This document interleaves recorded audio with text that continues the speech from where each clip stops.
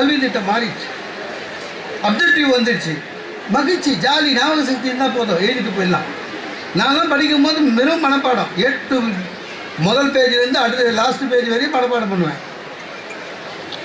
தாஜ்மஹால் கட்டியது ஷாஜகான், ஷாஜகான் தாஜ்மஹாலை கட்டினார், மனப்பாடம் பண்ணி கேள்வி வந்தால் பதில் எழுதிடுவேன். இப்போ அப்படி இல்லை. இப்போது அப்ஜெக்டிவ் சப்ஜெக்ட் நிறைய வந்துடுச்சு. தாஜ்மஹாலை கட்டியது ஏ ஷாஜகான், பி சல்மான் கான், சி ஷாருக் கான். முடிஞ்சு போச்சு. பையன் ஷாஜகானையே பார்த்ததில்லை, அவனை அந்த ஆளாக இருக்கார். சல்மான் நோ, அவரும் அரெஸ்ட் ஆகிருக்கார். ஷாருக்கான் தான் கல்கட்டா டீம் இன்னைக்கு வரையும் கையில் வச்சுருக்கார். சார் அதே இல்லை, ஒவ்வொருத்தரும் ஒவ்வொரு டைலாக் எடுத்து சுற்றிக்கலாம். எப்படி சார் இருக்கீங்க? ஏதோ இருக்கோம் சார், போனால் போதுன்னு இருக்கான். சில பேர் இருக்கான், எப்படி சார் இருக்கீங்க அப்படின்னா, ஏதோ உங்கள் புண்ணியத்தில் இருக்கான் சார். நம்ம பண்ண புண்ணியமே கம்மி, அதில் அவன் ஷேர் வாங்குவான். சில பேர் இருக்கான் சார், ஞானி லெவலில் இருப்பான். எப்படி சார் இருக்கீங்க அப்படின்னா, மேலே இருக்கவன் கூப்பிட்டா போயிடுவேன். அதாவது இவரே போக மாட்டேன், மேலேருந்து சாமி வந்து கையை பிடிச்சி கூட்டி போடும். ஏன்னான்னு தெரியல. நம்ம ஊரில் மட்டும்தான் சார், நம்ம ஊரில் மட்டும்தான். வெளிநாட்டிலலாம் அப்படி இல்லைங்க. வெளிநாட்டில் 2 பிச்சைக்காரன் பார்த்தாலும் how are you, fine, thank you சொல்லுவோம்.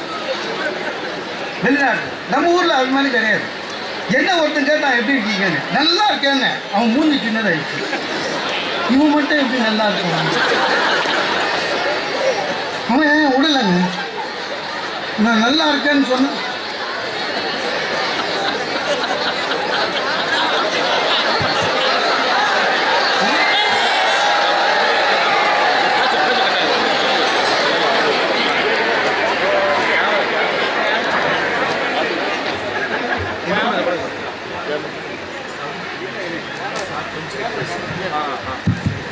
சவுண்டு கேட்கலையா? அதுக்காக வருத்தப்படுறீங்க? நல்ல பிள்ளைங்கப்பா, வாழ்க்கை. நீங்கள் இல்லை இல்லை, நான் இதே மாதிரி ஒரு காலேஜில் போய் பேசியிருக்கேன். நான் பாட்டு பேசியிருந்தேன், பின்னால் பசங்க தனியாக பேசியிருந்தாங்க. நானே கேட்டேன், பின்னால் இருக்கிறவங்க தான் கேட்குதான்னு. ஒரு பையன் தம்பி இருந்து சொன்னான், கேட்கல சார், ஆனால் சௌகரியமாக இருக்குது, நீங்கள் மீதியம் பேசிட்டு போயிடுங்கன்னு. முன்னால் அந்த பையன் சொன்னான், டேய் நான் அப்போவே சொன்னேன்ல பின்னால் போகலான்னு. அதில் என்னை பார்த்து ஒருத்தன் கேட்டான் எப்படி இருக்கீங்கன்னு. நல்லா இருக்கேன்னு, அவன் மூஞ்சி சின்னதாகிடுச்சு. இவன் மட்டும் எப்படி நல்லா இருக்கான் சார், நம்ப மாட்டீங்க. உடனே அவன் என்ன பண்ணான், இன்னைக்கு இருக்கிறவன் நாளைக்கு இல்லை. இப்படி தான் எங்கள் பக்கத்து வீட்டுக்காரன் நைட்டு 1 மணி வரையும் பேசிட்டு போனான், சைலண்ட் அட்டாக் அவன் போயிட்டான் அப்படின்னு. எனக்கா கோவம். சரி இவனை விடக்கூடாதுன்னு நான் பண்ணேன். எனக்கே ஏதாவது ஆச்சுன்னா கூட கவலை இல்லை சார், ஐ வெல் செட்டில்டு, பேங்க்கில் நிறைய பணம் போட்டு வச்சுருக்கேன், ஒரு பெரிய அமௌண்ட்டுக்கு இன்சூர் பண்ணியிருக்கேன்னு சொல்கிறேன். அவன் அப்படியும் விடலைங்க. சொல்கிறான், இன்சூரன்ஸ்லாம் முன்ன மாதிரி இல்லையா, பணம் வர்றதுக்குள்ளே நாமினி போய் சேர்ந்துருவாங்களான்னு. அவன் என்ன பண்ணுவான்? இங்கே மட்டும்தான் அந்த மாதிரி, வெளியில் அப்படி கிடையாது. வெளியிலலாம் வந்து பார்த்தீங்கன்னா எல்லாரும் மகிழ்ச்சியாக இருப்பாங்க.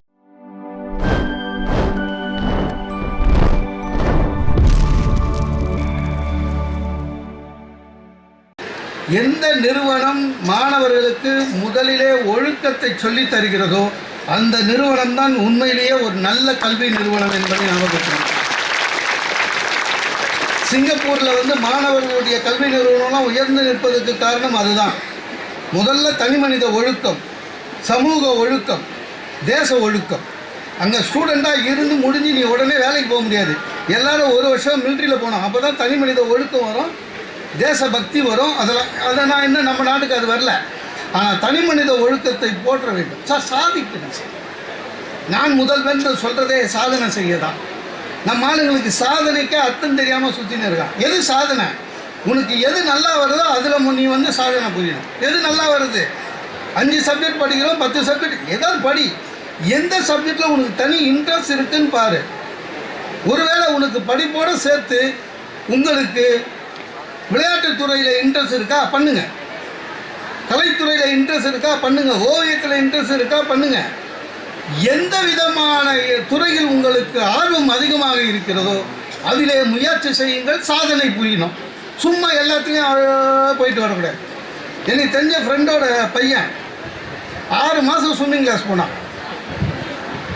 அப்புறம் போல என்னடா டென்னிஸ் ஆடுறான் சார்னா. எப்போ 3 மாதம். அதுக்கப்புறம் என்னடா பண்ணேன், செஸ்ஸுக்கு போயிட்டான் சார். நான் எதுலையும் வழங்க மாட்டான். அவன் போகாததே இல்லை. ஒரு 7-8 டிபார்ட்மெண்ட் போயிருக்கான் இது வரையும். எல்லாத்தையும் பற்றியும் பேசுவான், ஆனால் எதுக்குமே சாதனை இல்லை. அவன் கூட சேர்ந்த ஸ்விம்மிங்கில் சேர்ந்த பையன், அவனோட கிளாஸ்மேட்டு இந்தியன் சாம்பியன் ஆகிருக்கிறான். அதுதான் உண்மையான சாமி. எந்த துறையிலே நான் போகணும். நிறைய பேருக்கு சாதனை தெரியல. இந்த நீங்கள் கின்னஸ் புக்கில் சும்மா திருப்பி பார்க்குறது, இந்த லிம்கா புக்கில் சாதனையில் சும்மா திருப்பி பார்க்குறதுலாம் வேஸ்ட்டு. நான் கூட பார்த்தேன், அதில் நிறைய சிரிப்பாக இருக்குது. அதில் ஒருத்தர் சொல்கிறான், இவர் வந்து ரொம்ப சாதனை பண்ணாருன்னா. என்னடாண்ணா சார், இவர் தலைகீழாக கையாலேயே 5 கிலோமீட்டர் நடந்தாருன்னா. நான் சொன்னேன், அவருக்கு கால் இருக்குதான்னு கேட்டேன். இருக்குது சார். ஏன்னா கால் தான் இருக்குது, அப்புறம் எதுக்கு வேஸ்ட்டாக தலைகீழாக 5, அது என்ன சாதனை? ஒருத்தர் சொன்னான், சார் இவர் சாதனை இன்னும் யாருமே பீட் பண்ணல சார், 5 வருஷம் ஆச்சுன்னா. என்னண்ணே, நல்ல பாம்பு கூட 4 நாள் ஒரே கூண்டில் வந்து இருக்காரு. ஆனால் நான் சொன்னேன், 20 வருஷம் ஆச்சு கல்யாணம் ஆகி.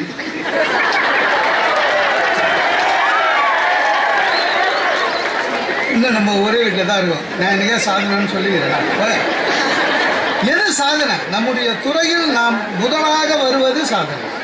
அதனால தான் அந்த திட்டத்துக்கு பேர் நான் முதல்வன்னு பேர். நிறைய பேர் சிரிக்க மாட்டோம் சார், நல்லா இருக்க மாட்டோம், சந்தோஷமாக இருக்க மாட்டோம். எனக்கு இப்போல்லாம் மாணவர்களை பார்த்தாலே இல்லை, அந்த மலர்ச்சியான முகம் தெரியல. மலர்ச்சி வரணும். அவன் விளையாடும் போது மலர்ச்சி இருக்கணும், அவன் படிக்கும் போது மலர்ச்சியாக இருக்கணும். சார் படிப்பை வந்து இல்லை இன்ட்ரெஸ்டாக ஆக்கிறது உங்கள் கையில் தான் இருக்கும். விரும்பி படிக்கணும்.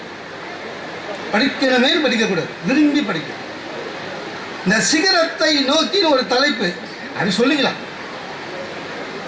நீங்கள் உயர பறக்க வேண்டும் என்றால், எது சிகரத்தை எட்ட வேண்டும் என்றால் உங்களுக்கு தெரியாத பாட்டா? சிங்க நடை போட்டு அடுத்த வரி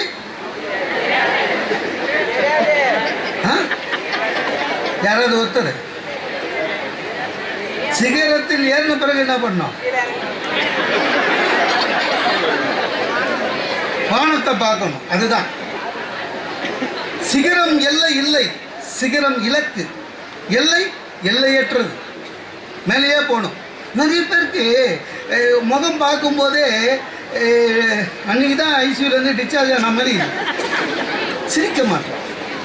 யாராவது சிரித்தாலும் ஒத்துக்க மாட்டோம் சார். சில பேர் உண்மையிலேங்க, சில பேர் வந்து நீங்கள் எப்படி இருக்கீங்கன்னு கேளுங்க, நல்லா இருக்கேன்னு ஒருத்தனும் சொல்ல மாட்டான் சார். ஒவ்வொருத்தரும் ஒவ்வொரு டைலாக் வச்சு சுற்றிக்கிறான். எப்படி சார் இருக்கீங்க? ஏதோ இருக்கோம் சார், போனால் போதுன்னு இருக்கான். சில பேர் இருக்கான், எப்படி சார் இருக்கீங்க அப்படின்னா, ஏதோ உங்கள் புண்ணியத்தில் இருக்கான் சார். நம்ம பண்ண புண்ணியமே கம்மி, அதில் அவன் ஷேர் வாங்குவான். சில பேர் இருக்கான் சார், ஞானி லெவலில் இருப்பான். எப்படி சார் இருக்கீங்க அப்படின்னா, மேலே இருக்கவன் கூப்பிட்டா போயிடுவேன். அதாவது இவரே போக மாட்டேன், மேலேருந்து சாமி வந்து கையை பிடிச்சி கூட்டி போடும். ஏன்னான்னு தெரியல. நம்ம ஊரில் மட்டும்தான் சார், நம்ம ஊரில் மட்டும்தான். வெளிநாட்டிலலாம் அப்படி இல்லைங்க. வெளிநாட்டில் 2 பிச்சைக்காரன் பார்த்தாலும் how are you, fine, thank you சொல்லுவோம். வெளிநாட்டு. நம்ம ஊரில் அது மாதிரி கிடையாது. என்ன ஒருத்தன் கேட்டான் எப்படி இருக்கீங்கன்னு, நல்லா இருக்கேங்க, அவன் மூஞ்சி சின்னதாகிடுச்சு. இவன் மட்டும் எப்படி நல்லா இருக்கான்? அவன் விடலைங்க, நான் நல்லா இருக்கேன்னு சொன்னேன்.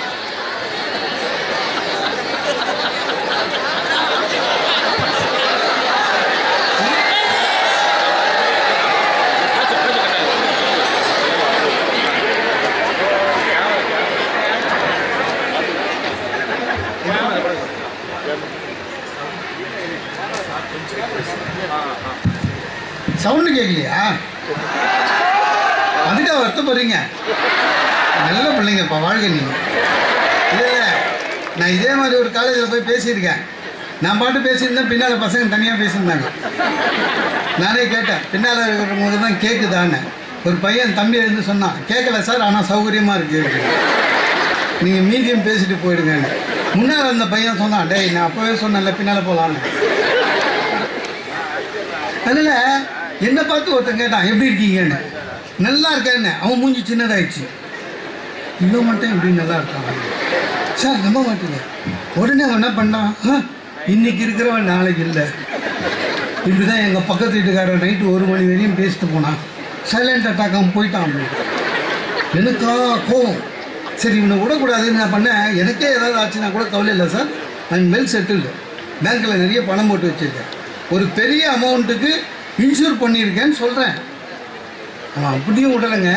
சொல்கிறான், இன்சூரன்ஸ்லாம் முன்ன மாதிரி இல்லையா, பணம் வர்றதுக்குள்ளே நானும் நீ போய் சேர்ந்துருவாங்களான்னு. அவன் என்ன பண்ணுவான்? இங்கே மட்டும்தான் அந்த மாதிரி, வெளியில் அப்படி கிடையாது. வெளியிலலாம் வந்து பார்த்தீங்கன்னா எல்லாரும் மகிழ்ச்சியாக இருப்பாங்க. ஒருத்தரை பார்த்தா இன்னொருத்தர் குட் மார்னிங் சொல்லுவாங்க. இந்த கல்வி கல்வி கல்வின்னு நம்ம ஒரு 3 சொல்ல பயன்படுத்துகிறோம். அந்த கல்வியில் இருந்து 3 வார்த்தையை தனியாக எடுக்கலாம். கல், கவி, வில். 3. இந்த 10ஆம் கிளாஸ் வரையும் படிக்கிறது கல். கல்லால் எழுதுவதைப் போல உன்னுடைய மனதில் அந்த பாடம் எல்லாம் ஏற்கனவே உள்ள பைஹார்ட்டாக கல்லில் செதுக்கின சிற்பம் மாதிரி, கல்வெட்டு மாதிரி இருக்கணும். இந்த +1 +2 கவி. கவினா என்ன? போயட்டு. ஜாலியாக இன்ட்ரெஸ்ட் எடுத்து ஜாலியாக படிக்கணும். நீங்கள் இதை தாண்டிங்கன்னா அடுத்தது வில்லு. என்ன? உன் இலக்கு எதுவோ அதை நேராக சீராக போய்கொண்டே இருப்பது. அதுதான் கல்வியுடைய முழு அர்த்தம் பெற்றது. இப்போ நீங்கள் 2 தாண்டிட்டீங்க, 2வது தாண்ட போறீங்க. இது உங்களுக்கு எத்தனை பேருக்கு தெரியும் தெரியல. பறப்பது என்று கேட்டால் மனிதன் செய்தவற்றில் பறப்பது பிளேனு, 2வது ராக்கெட் இல்லையா? ஹெலிகாப்டர் இருக்குது, பொம்மை ஹெலிகாப்டர் இருக்குது, அதெல்லாம் சரியா? இந்த பிளேனுக்கு 4 என்ஜினு. டேக் ஆஃபில் மட்டும் பார்த்தீங்கன்னா 4 என்ஜினை வேலை செய்யும். மேலே டேக் ஆஃப் ஆகிட்ட பிறகு என்ன பண்ணுவோம்? 2 என்ஜின் ஆஃப் பண்ணிவிட்டு 2 என்ஜினில் தான் போயிட்டு இருக்கோம். ஏன் 4 என்ஜின் என்னன்னா, முழு சக்தியும் சேர்த்தால் தான் அந்த உந்து கிடைக்கும், டேக் ஆஃப் கிடைக்கும். +2ல் இருக்கிற உங்களுக்கு 4 என்ஜினை ஆன் ஆகி டேக் ஆஃப் ஆனாதான் உங்களுடைய வாழ்க்கை டேக் ஆஃப் ஆகும். ஞாபகம் வச்சுக்கோங்க. ராக்கெட் அப்படிதான், தன் சக்தியெல்லாம் கீழே எவ்வளோ செலுத்துதோ அவ்வளோ மேலே ஏறும். அதே போலத்தான் உங்களோடதும். கல்வி திட்டம் மாறிடுச்சு. இப்போ மேடம் சொன்னாங்க 1 மார்க் கொஸ்டின் இருக்குன்னு. நான் படிக்கும் போதெல்லாம் 1 மார்க்லாம் கிடையவே கிடையாது. எல்லாம் மனப்பாடம் தான். நாங்கள் அதுலேயே மனப்பாடம் பண்ணியே பாஸ் பண்ணுவேன் நான். இப்போ கல்வி திட்டம் மாறிடுச்சு. அப்ஜெக்டிவ் வந்துடுச்சு. மகிழ்ச்சி, ஜாலி, ஞாபக சக்தி இருந்தால் போதும், எழுதிட்டு போயிடலாம். நான்லாம் படிக்கும்போது வெறும் மனப்பாடம். 8 முதல் பேஜ்லேருந்து அடுத்த லாஸ்ட் பேஜ் வரையும் மனப்பாடம் பண்ணுவேன். தாஜ்மஹால் கட்டியது ஷாஜகான், ஷாஜகான் தாஜ்மஹாலை கட்டினார். மனப்பாடம் பண்ணி கேள்வி வந்தால் பதில் எழுதிடுவேன். இப்போ அப்படி இல்லை. இப்போது அப்ஜெக்டிவ் சப்ஜெக்ட் நிறைய வந்துடுச்சு. தாஜ்மஹாலை கட்டியது ஏ ஷாஜகான், பி சல்மான் கான், சி ஷாருக் கான். முடிஞ்சு வச்சு பையன் ஷாஜகானையும் பார்த்ததில்லை, அவனை அந்த ஆளாக இருக்கார். சல்மான் நோ, அவரும் அரெஸ்ட் ஆகிருக்கார். ஷாருக்கான் தான் கல்கட்டா டீம் இன்றைக்கி வரையும் கையில் வச்சுருக்கார். சார் அதே இல்லை, கல்வி திட்டங்கள் நாளுக்கு நாள் மாறுகிறது. நாம் நாளுக்கு நாள் மாறிக்கொண்டே இருக்க வேண்டும். புதிதாக எது வந்தாலும் ஏற்றுக்கொள்ளுகிற மனப்பக்குவமும் பயிற்சியும் நமக்கு வர வேண்டும். அதான் முக்கியம். அதுக்கு என்ன முதல் அடிப்படை தகுதி தெரியுமா? மனசில் முதல்ல இருக்கிற பயத்தை தூக்கி ஓட வைக்கணும். பயம் போய்விட்டாலே நீங்கள் பாதி பாசு. பயம் போகணும். இந்த நாட்டில் சுதந்திர போராட்டத்துக்காக எத்தனையோ பேர் இறந்தாங்க. எத்தனையோ வீரர்கள், சுதந்திர போராட்ட வீரர்கள் இன்னுயிரை தந்தார்கள். ஆனால் இன்னைக்கு கூட பகத்சிங் என்கிற போது ஒரு வேகம் நம்மிடம் பிறப்பதற்கு காரணம் என்ன தெரியுமா? பகத்சிங் என்ற இளைஞனுக்கு பயம் என்பது கிடையாது. ஞாபகத்தில் வச்சிருக்கான். சார் அவனை தூக்கில் போட போகிற நாள் குறிச்சிட்டாங்க. எப்பவுமே தூக்கில் போடுற நாள் குறித்த பிறகு டெய்லி டாக்டர் வந்து செக் பண்ணுவார் அந்த கைதியை. ஏன்னா எடை குறைவான் பயத்தில். அதனால் ஒவ்வொரு நாளும் எடை பார்ப்பாங்க, உடம்பு நல்லா இருக்கான்னு பார்ப்பாங்க. நம்ம சட்டம் அந்த மாதிரி, உடம்பு நல்லா இருந்தால் தான் தூக்கில் போடும். அந்த மாதிரி பார்த்துக்கிட்டே இருந்தாங்க. பகத்சிங்குக்கு டேட்டு குறிச்சிட்டாங்க. வந்து பார்க்குறாங்க, டெய்லி அவனுக்கு எடை கூடுது. டாக்டர் ஆச்சரியமாயிட்டார். சாதாரணமாக குறையுமே, உனக்கு கூடுதே எப்படின்னு. அப்போ பகத்சிங் சொன்னாராம், என்னுடைய தேசத்திற்காக என் உயிர் போக போகிறது என்பதை நினைத்து நினைத்து பூரிக்கிறேன் என்று சொன்னானா. அந்த பயம் இல்லாத தனம்தான் இன்றைக்கும் விடுதலை போராட்ட வீரர்கள் என்கிற போது நாம் பகத்சிங்கை நினைவு கொள்ளுகிறோம். எல்லாமேங்க எல்லாமே பயம் போயிடுச்சுன்னா போதும். நம்முடைய மாணவர்களுடைய பிரச்சனை என்ன தெரியுமா? மாற்றங்களை ஏற்றுக்கொள்ளாத ஒரு குறைபாடு. மாறும், மாற்றங்களை ஏற்றுக்கொள்ள. நான்லாம் படிக்கும் போது வெறும் 3 ஹவர்னா 3 ஹவர் தான். இப்போ நிறைய மாறி இருக்கு. கொஸ்டின் பேப்பர் படிக்கிறதுக்கு டைம் தரையும். இப்போ நம்மளுக்குலாம் அப்படி கிடையாது. போய் உட்காந்துன்னா பரபரன்னு தப்பாக எழுதுவோம். நல்லா அப்படிலாம் நிறைய எழுதியிருக்கேன். ரொம்ப கஷ்டம் சார். ஒன்றும் இல்லை, மாற்றங்களை தெளிவாக புரிந்து கொள்ளுங்கள். நீங்கள் உங்களுக்கு தெரியுமான்னு தெரியல. இப்போ முன்னெல்லாம் ஜூ எப்படி தெரியுமா இருக்கும்? சிங்கம் புலியெல்லாம் கூண்டுக்குள்ளே இருக்கும். நம்ம ஃப்ரீயாக சுற்றி பார்த்துன்னு வரலாம். இப்போ மாறி போச்சு. நம்மளை கூண்டு வண்டியில் இட்டு போகிறான், சிங்கம் சுற்றி நிற்குது. ஆமாங்க, அட்வர்டைஸ்மெண்ட்டே பார்த்தீங்களா? ஸ்கூட்டர் அட்வர்டைஸ்மெண்ட்டுக்கு ஒரு 16 வயசில் ஒரு பொண்ணு தலைமுடியெல்லாம் விரிச்சு போட்டுட்டு ஸ்கூட்டிக்கு ட்ருன்னு ஓட்டி போகுது இல்லை? சிறுபடையான் செல்லிடங் சேரின் உருப்படையான் ஊக்கம் அழிந்து விடும் முயூவ விளக்க உரை. சிறிய படை உடையவனுக்கு தக்கதாக உள்ள இடத்தில் பொருந்தி நின்றால் பெரிய படை உடையவன் தன் ஊக்கம் அழிவான். சாலமன் பாப்பையா விளக்க உரை. பெரிய படையை உடையவன் சிறிய படையே உடையவன் ஓடியிருக்கும் இடந்தேடி போனால் போனவரின் பெருமை அழியும். கலைஞர் விளக்க உரை. சிறிய படை என்றாலும் அது தனக்குரிய இடத்தில் இருந்து போரிட்டால் பெரிய படையே வென்றுவிட முடியும். சிறுபடையான் செல்லிடங் சேரின் உருப்படையான் ஊக்கம் அழிந்து விடும் முயூவ விளக்க உரை. சிறிய படை உடையவனுக்கு தக்கதாக உள்ள இடத்தில் பொருந்தி நின்றால் பெரிய படை உடையவன் தன் ஊக்கம் அழிவான். சாலமன் பாப்பையா விளக்க உரை. பெரிய படையே உடையவன் சிறிய படையே உடையவன் ஓடியிருக்கும் இடந்தேடி போனால் போனவரின் பெருமை அழியும். கலைஞர் விளக்க உரை. சிறிய படை என்றாலும் அது தனக்குரிய இடத்தில் இருந்து போரிட்டால் பெரிய படையே வென்றுவிட முடியும். சிறுபடையான் செல்லிடங் சேரின் உருப்படையான் ஊக்கம் அழிந்து விடும் முயூவ விளக்க உரை. சிறிய படை உடையவனுக்கு தக்கதாக உள்ள இடத்தில் பொருந்தி நின்றால் பெரிய படை உடையவன் தன் ஊக்கம் அழிவான். சாலமன் பாப்பையா விளக்க உரை. பெரிய படையே உடையவன் சிறிய படையே உடையவன் ஓடியிருக்கும் இடந்தேடி போனால் போனவரின் பெருமை அழியும். கலைஞர் விளக்க உரை. சிறிய படை என்றாலும் அது தனக்குரிய இடத்தில் இருந்து போரிட்டால் பெரிய படையே வென்றுவிட முடியும்.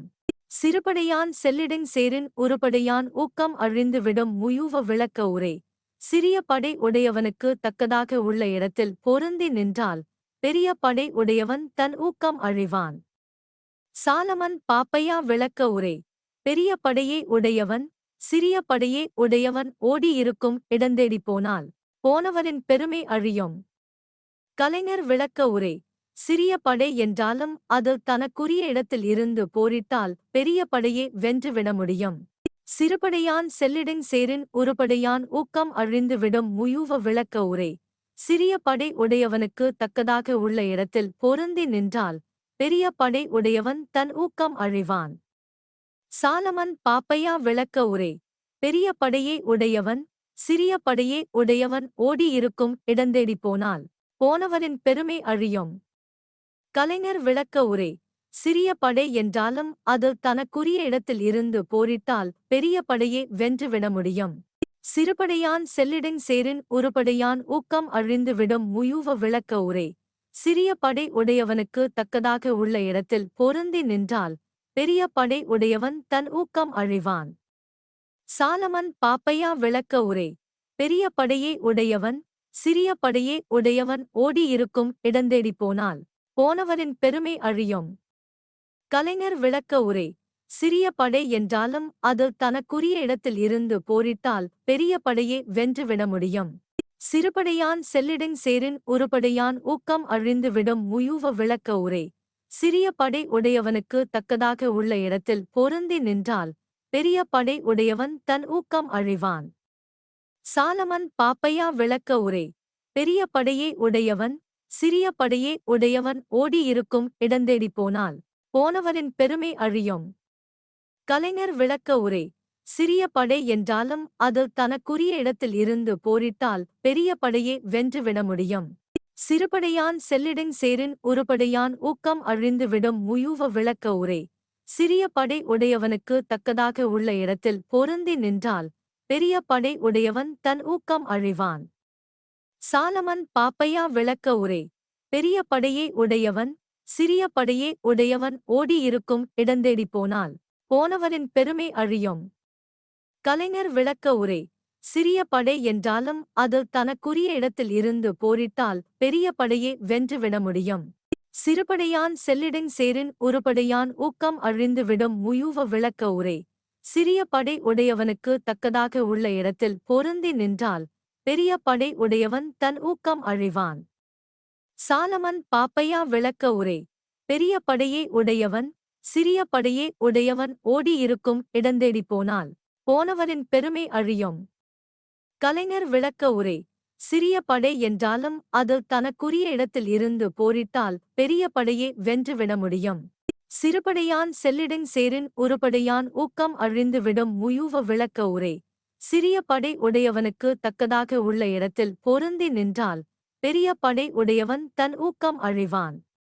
சாலமன் பாப்பையா விளக்க உரை. பெரிய படையே உடையவன் சிறிய படையே உடையவன் ஓடியிருக்கும் இடந்தேடி போனால் போனவரின் பெருமை அழியும். கலைஞர் விளக்க உரை. சிறிய படை என்றாலும் அது தனக்குரிய இடத்தில் இருந்து போரிட்டால் பெரிய படையே வென்றுவிட முடியும்.